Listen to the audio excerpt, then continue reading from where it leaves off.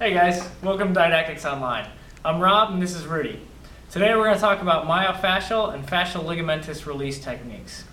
So just to start, let's have a look at the concepts I have up on the board. We've got BBR and POET3. So BBR stands for balance, barrier, and release. Now what that kind of means is that whenever you're in any kind of manipulation, you generally come to the setting with a good sense of balance. Even if it's asymmetrical, your body's going to compensate to where there's a whole system where you're held up in harmony for what it can accomplish. Okay? Now we're going to assess the barrier either directly or indirectly and wait for that release. And then when you leave, your body will be back in a system of balance and hopefully a little bit more harmoniously and synchronized. So what is POET3? Okay, so POET3 is point of entry with tension, traction, and a twist. So this talks about how we're going to accomplish these direct and indirect treatments with myofascial and fascial ligamentous release.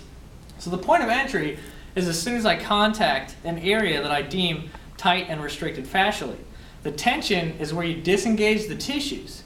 The traction is how we're going to move either cephalad, caudad, medial, lateral, and then the twist is going to be either clockwise or counterclockwise. So if we do an indirect treatment, we're going to go to all the eases of motion for all of those different tractional and twisting areas.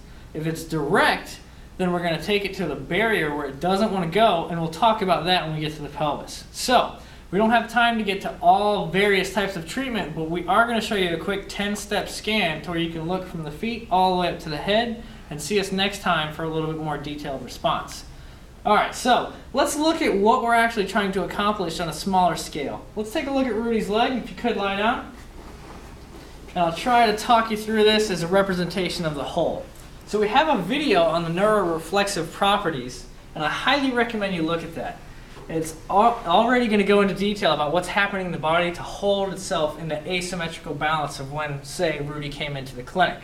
So if I'm treating his leg and we're calling this somatic dysfunction that represents the rest of his body, he's got an increased tone, there's a lot of contraction holding things out of place.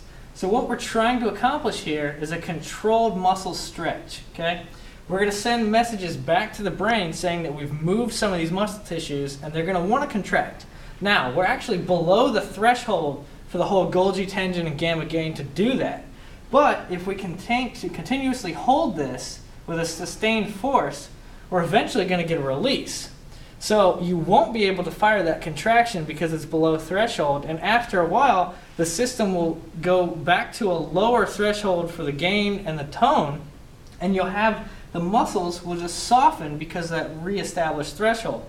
You bring the system of intrafusal muscle spindle and extrafusal muscle fiber back to a balance, and that's when we have a resolution of our dysfunction. So let's talk about a little bit more of this 10-step quick scan. I'm going to start down by Rudy's legs. The first part, I just hold both of them, and I kind of lean back. I'm waiting to feel any restriction, and it's not just a proximal restriction right here. I'm going to pull and see if I can feel all the way up his body, looking for areas of fascial tightness and restriction. You can take one leg at a time.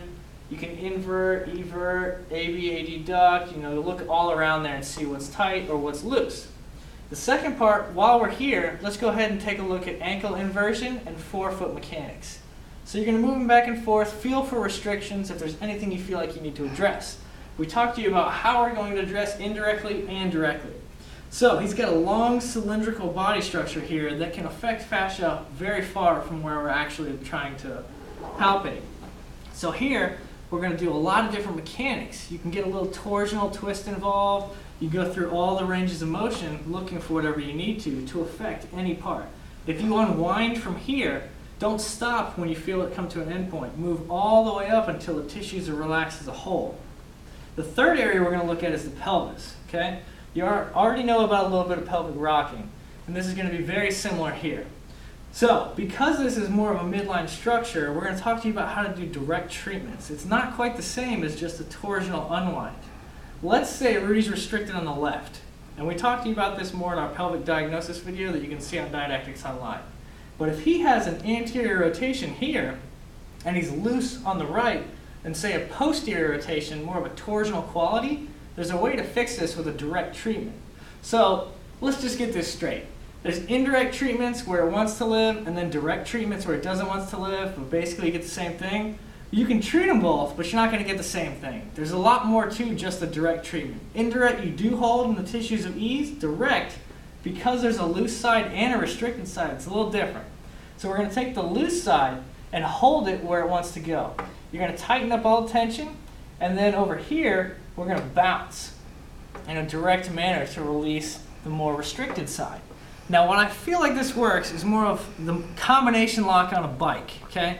You've got 5 digits and it won't open unless all of them are in line. That's how you have to hold all the indirect mechanisms tight. If you just do the last digit, the lock's not moving. If you undo all of them, everything slides right apart. Okay? From here, we can work our way up to the ribs. So the lower thoracic rib cage, we're actually going to do a translation. A little side bending, you're looking for restriction. We can treat it the same. Is it pulling one side or another? And then the fifth one, we're going to actually compress the ribs and push up. Does it feel like there's a little bit of tightness on one side or another? Is the whole thing shifted side bent mechanics? Okay? The sixth one, we're going to look at both arms and we're going to pronate and supinate. See what the restriction is in the interosseous, and then we're going to start our way up to the shoulder. So 7, we're going to abduct the shoulders just like we did the legs and pull. See if there's any restriction down into the ribs, thoracic, lumbars. And you don't just have to abduct. You can also do a little flexion, and you'll feel how the shoulder sits and the various muscles that attach in the upper thoracics. Okay? 8, we're going to do something very similar to pelvic rock, but we're going to be on his thoracics and push down in a caudad manner. We're looking at upper thoracic side bending. Any restriction here could be pulling on the anterior cervical fascia. 9, we're going to take a little bit more look at the actual anterior cervical fascia. Now, we're not trying to diagnose his cervicals in a transitory manner. I actually just want to feel the tissues. So take them to a good direction of ease with rotation, side bending, until the tissues and fascia softens. So all the barriers you can think of is how you're going to address this situation. Not articular, but purely fascial, muscular, and ligamentous. And then the very last one, well, OA decompression. You want to assess how the OA sits and take this either indirect, which would be a better choice for this top part, or direct. Now, once the whole thing is relaxed and resolved, you can go on to very particular treatments that we'll see in future episodes on Didactics Online. So here's your 10-point rundown and a good example of how myofascial systems and ligamentous releases work for the body. Thank you for paying attention. Please comment on the website. We look forward to seeing you next time on Didactics Online.